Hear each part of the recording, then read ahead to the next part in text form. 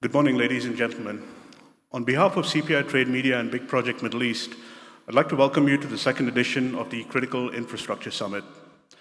So this event follows the Energy, Water and Sustainability Summit, as well as the Future of Engineering Summit, and is actually the second to last event that Big Project Middle East will be hosting before the summer break. We'll be closing things off next week with the Digital Construction Awards. So considering how busy this quarter was in terms of events focused on construction, it's deeply gratifying for me to see so many familiar faces in the audience, as well as some new ones. Thank you very much for joining us today. So hosting this series of events was no small feat, so I'd like to kick off by recognizing our partners and my colleagues at CPI Trade Media. First, a big thank you to our strategic partners, KEO International Consultants, our associate partners, Climatize and Plus Impact, and our supporting partners, Polypipe and RICS.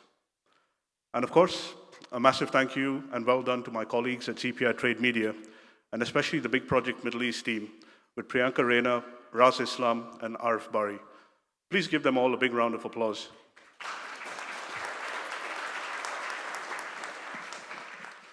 So infrastructure is a super interesting topic for me personally, and given all the work that's going on into regional projects, there's no better time to be talking about it. Industry reports note that the overall pipeline for construction projects in the region as of Q1 2025 is close to $4 trillion US.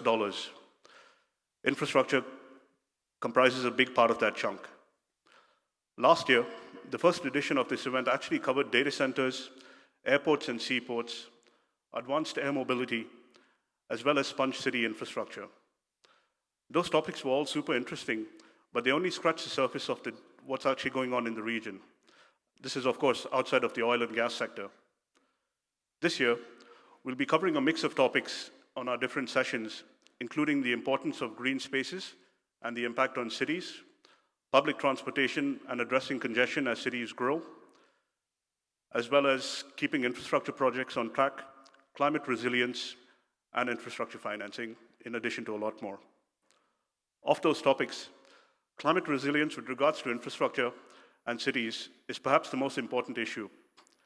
Even before climate change began affecting the cities in the region was always known for its high temperatures, droughts, heat waves, and sandstorms. Now, with climate change increasingly impacting weather, the region has a lot more to contend with.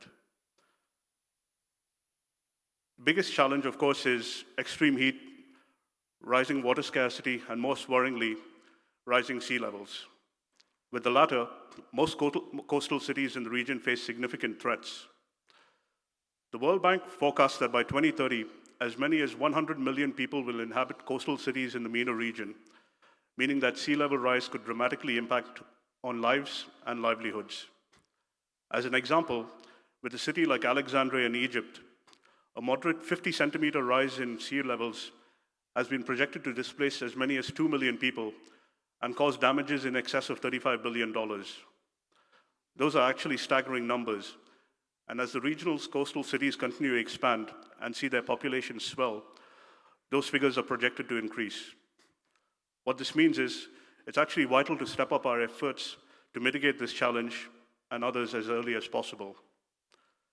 We'll be covering this topic in detail later today, and I hope that the session and the others that we have planned inspires you to collaborate, spread the word, and most importantly, take action.